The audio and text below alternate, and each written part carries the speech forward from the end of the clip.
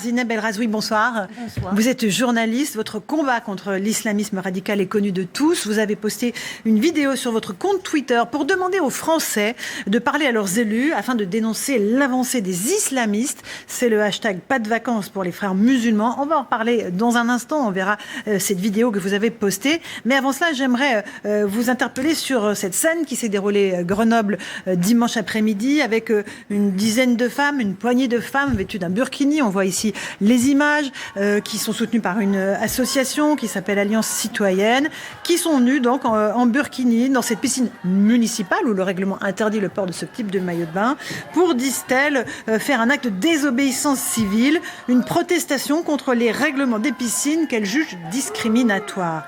Alors encore une fois, c'est une action politique ou c'est une action de maman, comme certaines d'entre elles nous l'ont dit, qui voulaient juste accompagner leurs enfants à la piscine?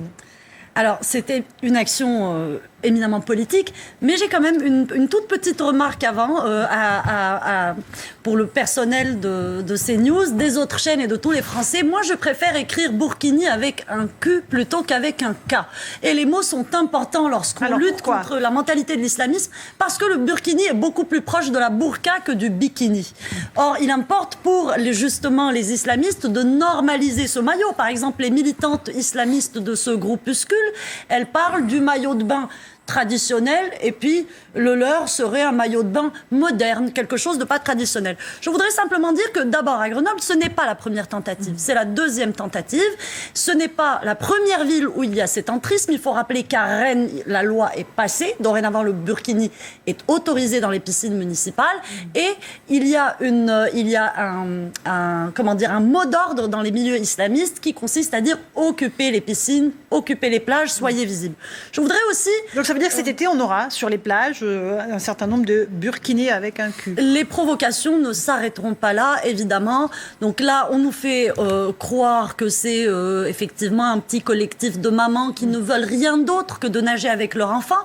Ce n'est pas exactement ce qui ressort du discours de ces militantes. J'étais hier devant votre émission, Laurence, évidemment, comme souvent, et j'ai vu cette maman, entre guillemets, qui est intervenue pour donc expliquer sa position, cette militante islamiste. Et elle a dit de façon très claire, c'est ma religion, notre religion nous l'impose. Donc ce sont des femmes, disons-le, qui se battent pour leur religion.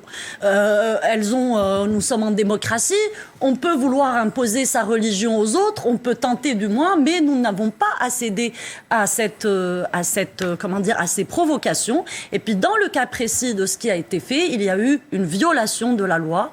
Donc lorsqu'elle parle de discrimination, au contraire, moi je pense que la discrimination, c'est surtout l'uniforme qu'elle porte, c'est l'idéologie du voilement qui est une idéologie d'apartheid sexuel. C'est pour moi l'idéologie de discrimination par excellence et non pas les règlements intérieurs des piscines françaises. Alors, certainement pas. À Grenoble, vous l'avez dit, c'est la deuxième fois qu'il y a ce type d'événement. Le maire de Grenoble condamne cette atteinte au règlement intérieur. C'est suffisant ou pas ?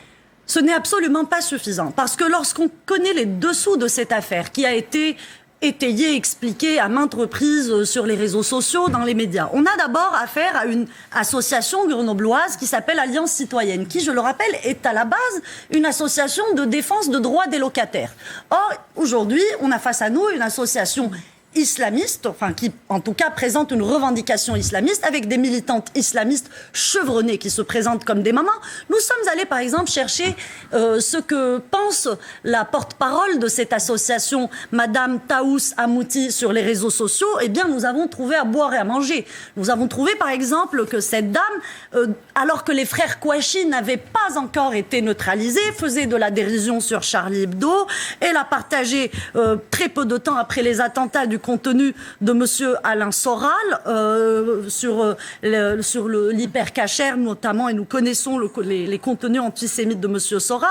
Elle a publié par exemple, n'oubliez jamais que c'est Charlie qui a dégainé le premier.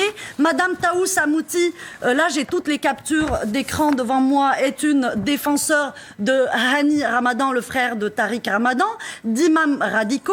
Elle demande à ce qu'on libère Tariq Ramadan. C'est une supporter de M. Erdogan. Elle a porté le deuil aussi pour le décès de Mohamed Morsi, l'ancien président égyptien. C'est une militante islamiste appartenant au courant des frères musulmans.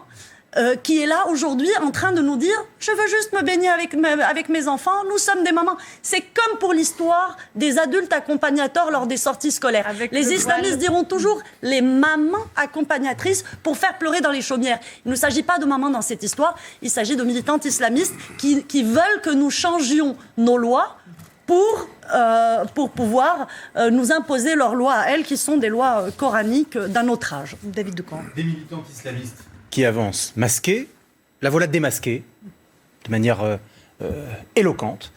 La République est testée